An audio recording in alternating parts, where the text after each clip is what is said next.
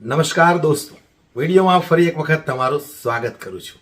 Video ખૂબ share કરજો, દરેક લોકો સુધી પહોંચવો પડે એટલે દરેક લોકોને ખ્યાલ આવે કે ભારતીય જનતા પાર્ટીના શાસનની અંદર આમ નાગરિક આમ જનતાને જો પોતાનો હક કે અધિકાર જોતો હોય તો કાં તો ભીખ માગવી પડે છે, ધક્કાઓ ખાવા પડે છે, અથવા તો રેલી કરવી પડે છે, ધરણા પ્રદર્શન કરવા પડે છે કે આંદોલનો કરવા પડે છે। પણ હવે આ ભારતીય જનતા પાર્ટી એ પણ નથી કરવા દેતી। એમને ખબર છે કે આંદોલન વારંવાર થશે તો અમારી પાર્ટીનું કંઈક ને કંઈક નીચું દેખાશે, એટલે જ્યારે કોઈ વિપક્ષના નેતાઓ કે વિપક્ષના લોકો આંદોલન કરવા માટે રોડ રસ્તા પર ઉતરે છે એટલે આ પોલીસવાળા સીધા જ પહોંચી જાય છે। એ કોના ઈશારે?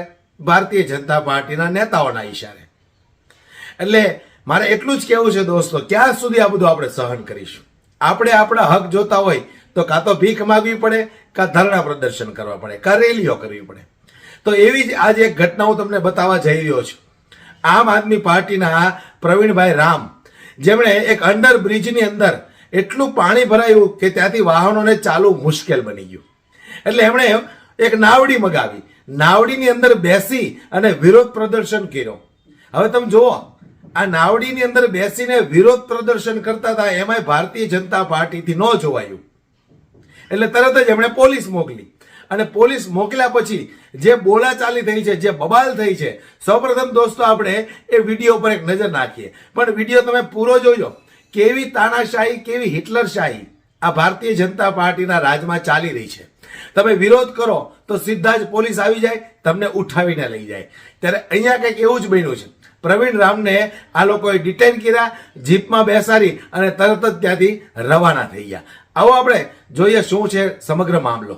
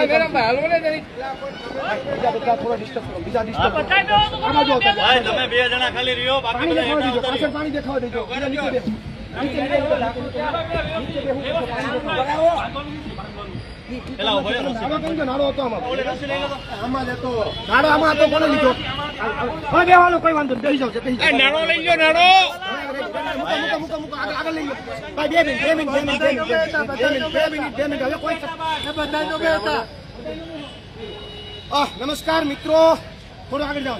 નમસ્કાર મિત્રો, આ કોઈ નદી નથી, આ કોઈ તળાવ નથી। આ જે અમે અત્યારે લાઈવના માધ્યમથી આપને જે બતાવી રહ્યા છે, આ છે કેશોદનો અંડરબ્રિજ। કેશોદનો અંડરબ્રિજ, બસ ઉભા રાખો બાબા, આ છે કેશોદનો અંડરબ્રિજ। આ કોઈ નદી કે તળાવ નથી। આ હુડકી લઈને અમે જઈ રહ્યા છીએ। આ જે તમને જે દેખાય છે આખે આખું, કોઈ નદી દેખાય, આ જે તમને દેખાય છે આ કેશોદનો અંડરબ્રિજ છે। સામાન્ય વરસાદ આવ્યો, અંડરબ્રિજમાં પાણી ભરાઈ ગયું। સામાન્ય વરસાદ આવ્યો, અંડરબ્રિજમાં પાણી ભરાઈ ગયું છે। અત્યારે આ અંડરબ્રિજ બંધ થઈ ગયો છે, આમાં નીકળી શકાય એવી સ્થિતિ નથી।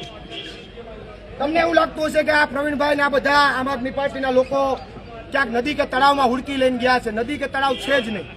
સામાન્ય વરસાદમાં આખું સળંગે સળંગ પાણી ભરાયેલું છે, સળંગે સળંગ। તો મહત્વની વાત એ છે, મહત્વની મારી ચર્ચા એ છે કે ઠીક છે, હું એવું નથી કહેતો કે પાણી ન ભરાય, પાણી ભરાય, પણ સામાન્ય પાણીમાં, સામાન્ય વરસાદમાં આવું પાણી ભરાઈ જાય, સામાન્ય વરસાદમાં આવું પાણી ભરાઈ જાય અને લોકો જે છે એ અવાજ બંધ થાય, અહીંથી અવર જવર બંધ થાય, તો આ વસ્તુ જે છે એ ખતરનાક છે। અહીંયા પોલીસ આવ્યું છે, પોલીસ પ્રશાસન જે છે એ અહીંયા આવ્યા છે અને એક પ્રયત્ન કરી રહ્યા છે। મૂળ મુદ્દો છે પાણી કાઢવાનું છે, મૂળ મુદ્દો પાણી કાઢવાનો છે। પાણી કાઢો, પ્રશાસનને વિનંતી છે, પાણી કાઢો। મહત્વની વાત છે, એ ખબર તો સાહેબ તંત્રને સરકારને પડવી જોઈએ। પાણી ભરાય છે, પાણી કાઢો, જવાબદારી કોની છે?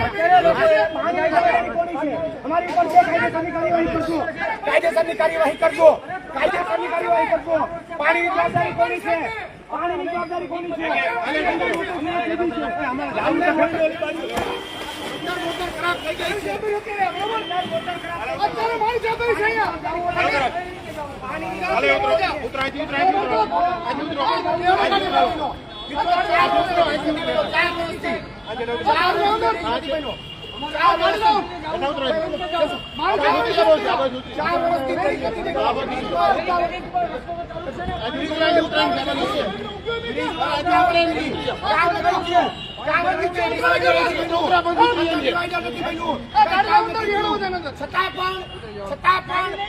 કરવાની જગ્યાએ તંત્ર અહીંયા આવીને પોતાની મનમાની ચલાવી રહ્યા છે.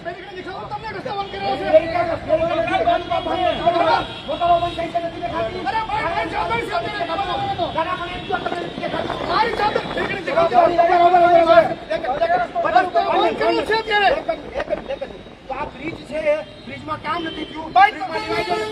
જ્યાં જોવે તો મારી જવાબદારી છે કે પાણીનો નિકાલ મારી જવાબદારી મને કે બનાવવાનો મને મોટર બંધ થઈ છે. ભાઈ જે તમે કસે ભાઈ બહાર નીકળો. મોટર બંધ થઈ છે. અરે ભાઈ થતાવું કરો કસે ભાઈ તમે બોટલ પાણી બંધ કરી દો. અરે ભાઈ મારી જવાબદારી છે કે મેં બેરીકેડ મૂકી રસ્તો બંધ કર્યો છે અત્યારે. પણ તમારી જવાબદારી છે. તમારી જવાબદારી છે.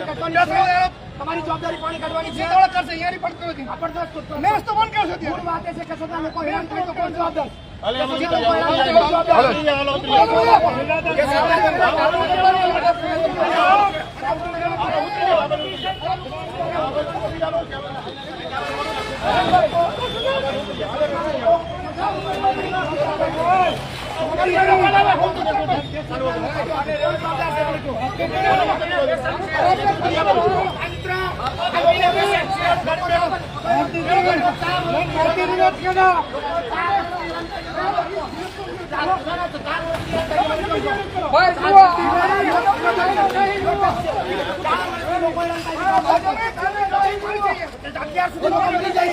દારૂ પીને મરી જાય જવાબદારી કોની? દારૂ પીને મરી જાય જવાબદારી કોની? દારૂ પીને લોકો મરી જાય જવાબદારી કોની? દારૂ પીને લોકો મરી જાય જવાબદારી કોની? જવાબદારી કોની? દારૂ પીને લોકો મરી જાય આ પાખા તાલુકામાં દારૂ છે. યોગ્ય જગ્યાએ પીવો છે. પાલિકા શું કરી રહ્યું છે? તંત્ર શું કરી રહ્યું છે? પાલિકા શું કરી રહ્યું છે? તંત્ર શું કરી રહ્યું છે? પાલિકા શું કરી રહ્યું છે? તંત્ર શું કરી રહ્યું છે? મને કહો. તમે સરકારના બોલો ભારત માતા કી જય.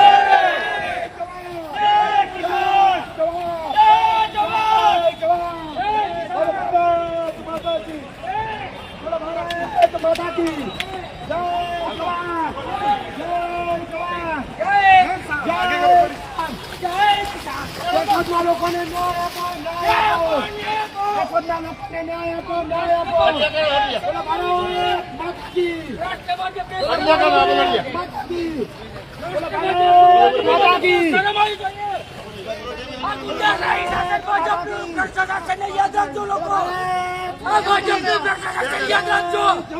આજે પોલીસ ખાતાને આગળ કરીને આ બધી વસ્તુ કરી છે.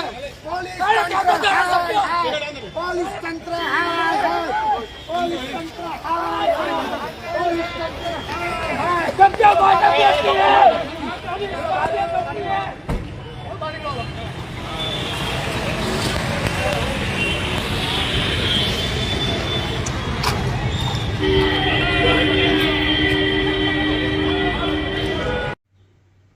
તો હું કહેવા માંગુ છું જનતાને કે તમારા હક અને અધિકાર માટે તમારી અંદર છે આવી રીતે તાકાત લડવાની.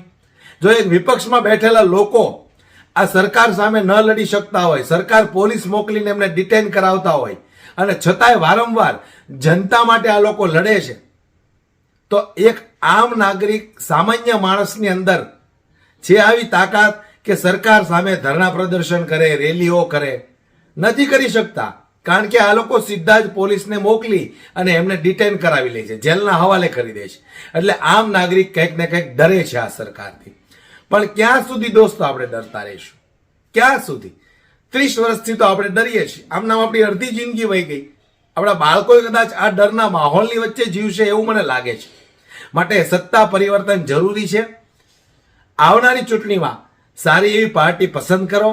કમસે કમ તમારા હક અને તમારા અધિકાર માટે તમારે ભીખ તો ન માગવી પડે, રેલીઓ ન કરવી પડે, આંદોલનો ન કરવા પડે, ધરણા પ્રદર્શન ન કરવા પડે. કમસે કમ આપણે કોઈ એવી એક પાર્ટીને તો પસંદ કરીએ.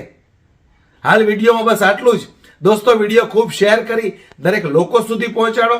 વધુમાં વધુ લોકો જાગૃત બને અને 2027ની અંદર ગુજરાતની વિધાનસભાની ચૂંટણીમાં કંઈક પરિવર્તન લાવે. જય હિન્દ, જય ભારત, જય જય ગરવી ગુજરાત.